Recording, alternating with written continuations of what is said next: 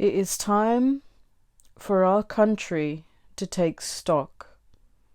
Last week, we saw some of the most sickening acts on our streets. I'll never forget talking to Maurice Reeves, whose family had run the Reeves Furniture Store in Croydon for generations. This was an 80-year-old man who had seen the business he had loved, that his family had built up for generations, simply destroyed. 100 years of hard work, burned to the ground in a few hours. Everywhere I've been this past week, in Salford, Manchester, Birmingham, Croydon, people of every background, colour and religion have shared the same moral outrage and hurt for our country, because this is Britain. This is a great country of good people. Those thugs we saw last week do not represent us, nor do they represent our young people, and they will not drag us down. Why this happened? What we know for sure is that in large parts of the country this was just pure criminality. So as we begin the necessary processes of inquiry, investigation, listening and learning, let's be clear. These riots were not about race. The perpetrators and the victims were white, black and Asian. These riots were not about government cuts. They were directed at high street stores, not Parliament. And these riots were not about poverty, that insults the millions of people who, whatever the hardship, would never dream of making others suffer like this. No, this was about behaviour, people showing indifference to right and wrong, people with a twisted moral code, people with a complete absence of self-restraint, politicians and behaviour. Now, I know as soon as I use the words like behaviour and moral, people will say, what gives politicians the right to lecture us? Of course we're not perfect, but politicians shying away from speaking the truth about behaviour, about morality, this has actually helped to cause the social problems we see around us. We have been too unwilling for too long to talk about what is right and what is wrong. In this risk-free ground of moral neutrality, there are no bad choices, just different lifestyles. People aren't the architects of their own problems. They are victims of circumstance. Live and let live becomes do what you please. Well, actually, what last week has shown is that this moral neutrality, this relativism, it's not going to cut it anymore. One of the biggest lessons of these riots is that we've got to talk honestly about behaviour and then act. Because bad behaviour has literally arrived on people's doorsteps, and we can't shy away from the truth anymore. Broken society agenda. Do we have the determination to confront the slow-motion moral collapse that has taken place in parts of our country these past few generations? Irresponsibility, selfishness, behaving as if your choices have no consequence, children without fathers, schools without discipline, reward without effort, crime without punishment, rights without responsibilities, communities without control. In my very first act as leader of this party, I signalled my personal priority to mend our broken society. That passion is stronger today than ever. Yes, we have had an economic crisis to deal with, clearing up the terrible mess we inherited, and we are not out of those woods yet, not by a long way. But I repeat today, as I have on many occasions, that these last few years, that the reason I am in politics is to build a bigger, stronger society, stronger families, stronger communities, a stronger society. This is what I came into politics to do. And the shocking events of last week have renewed me in that drive.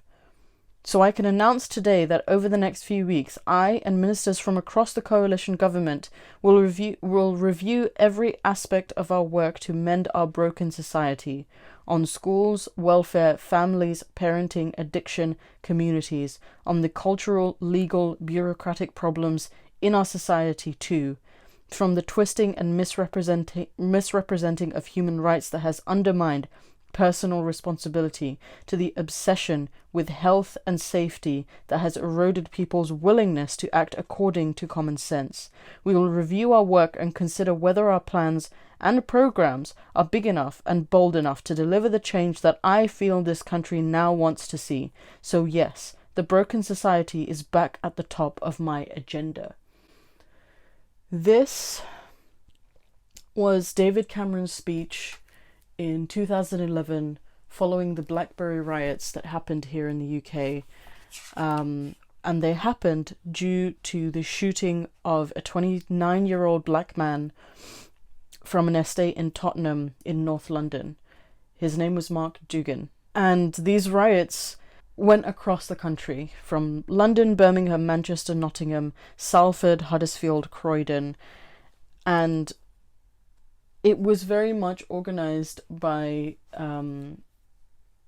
means of BlackBerry Messenger, which is why it was called the Blackberry Riots. What is most ironic about this speech is that David Cameron was probably one of the reasons why the UK is in such a massive disarray since he stepped down as Prime Minister of the country. His condescending speech following the riots fixed absolutely fuck all. At the moment, it is currently 1:45 a.m. and I cannot sleep because as of Friday, I've been incessantly thinking about the riots and it is driving me up the wall. Prior to Friday, I was pretty oblivious to it. I was really enjoying my ignorance because I don't keep up to date with the news.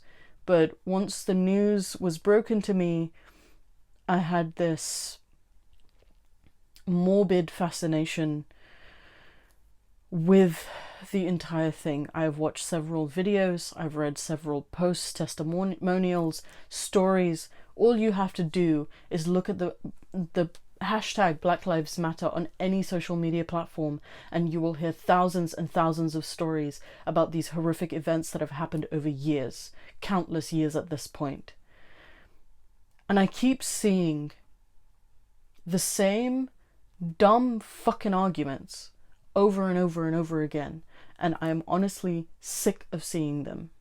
The first thing that I would like to address is that I am quite disgusted by the lack of speech on the part of those people who are in my community who call themselves human rights activists. Now, as someone who will reluctantly call themselves a human rights activist because I like to volunteer my time towards defending free speech and religious freedom, it comes as a surprise to me that there isn't a lot of talk about this, and there needs to be talk about this. We, above all else, know that silence equals compliance. If you are not speaking about this, your silence is saying a lot more than you think it is. And I don't want to assume the reasons for why people aren't talking about this in my community, in my, circle, who dedicate their lives to specific forms of activism. I do not know why that it is not being addressed in our community, and I will refrain from making assumptions, but the thoughts that are going on in my head really aren't painting a wonderful, beautiful, bright, colourful picture.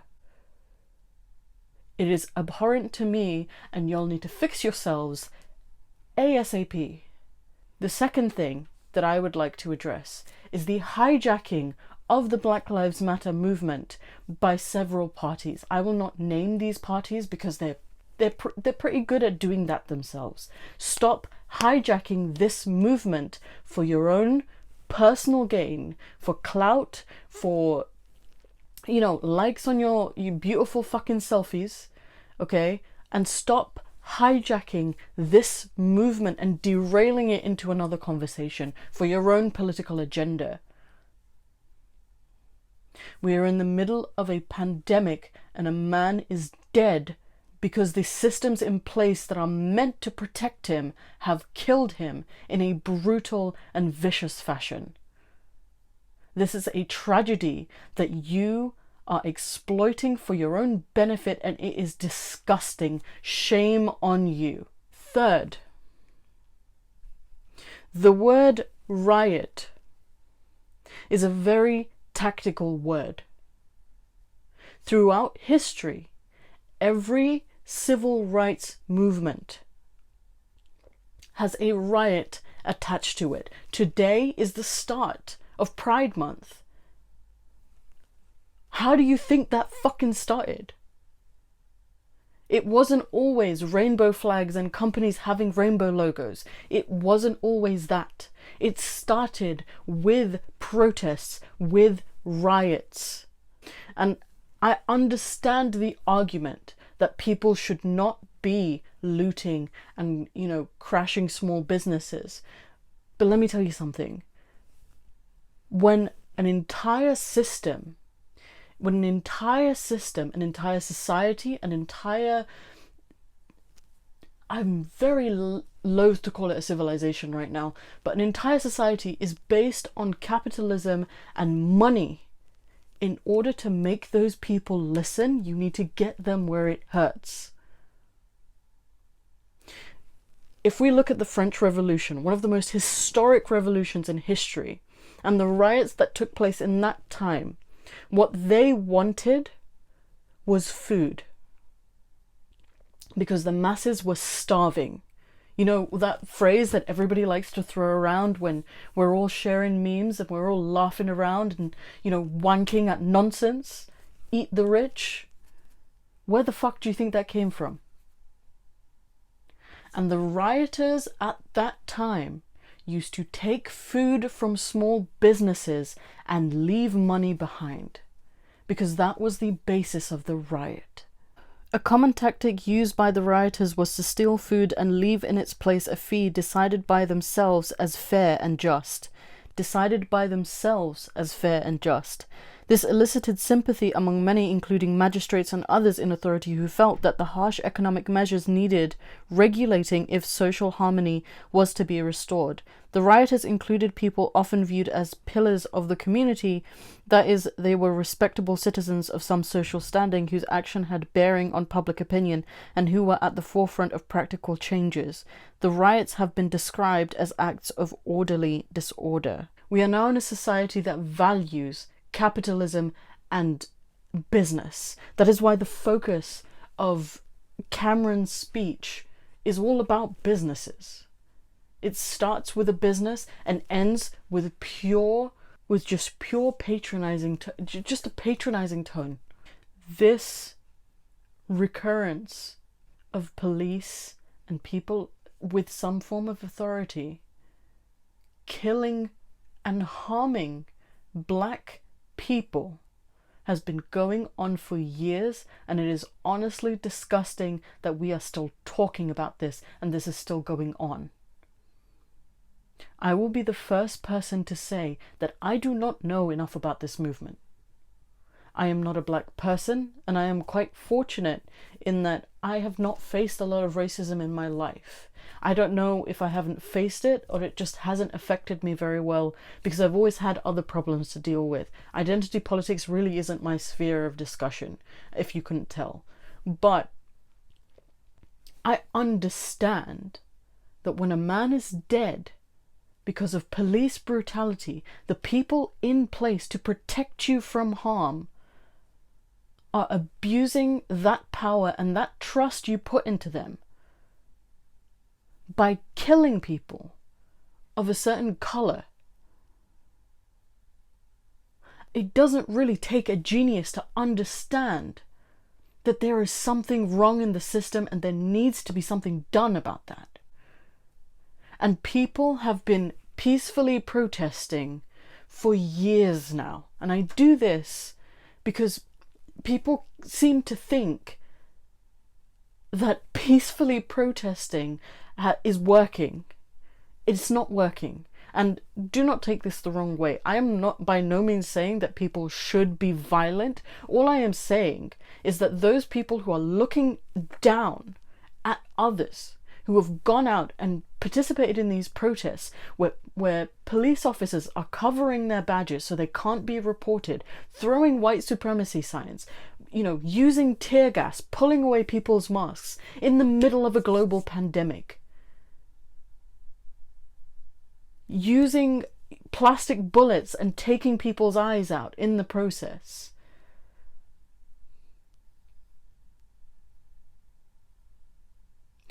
What do you expect? What do you expect?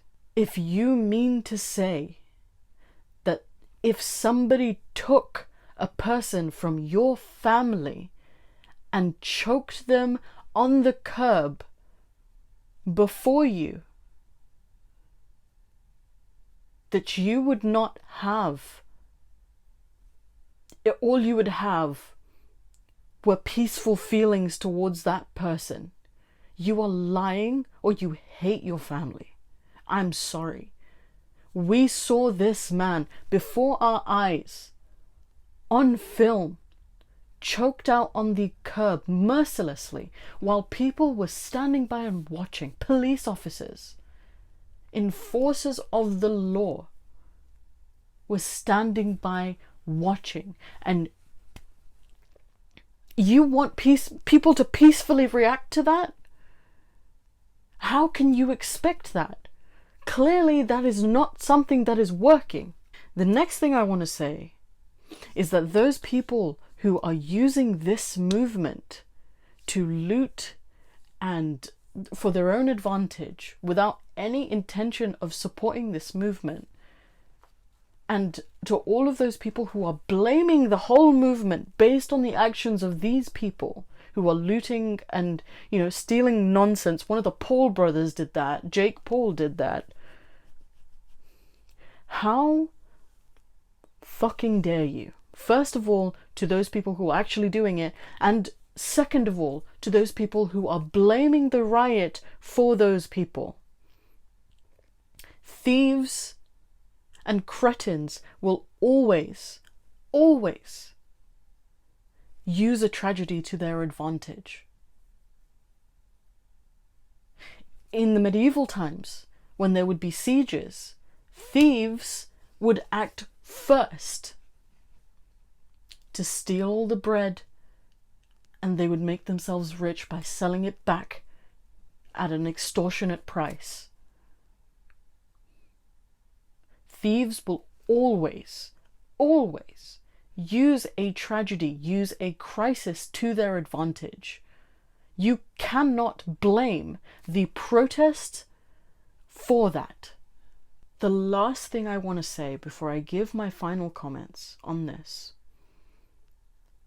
the last thing that I would like to say, and I don't mean to start a gun law argument because my position is very, very clear on what I think about gun laws. We do not have them here in the UK, and I am grateful for that. And you are not going to shift my position on that. I will never be in favor of civilians carrying guns. Do not care what you think. I will never shift my opinion on that.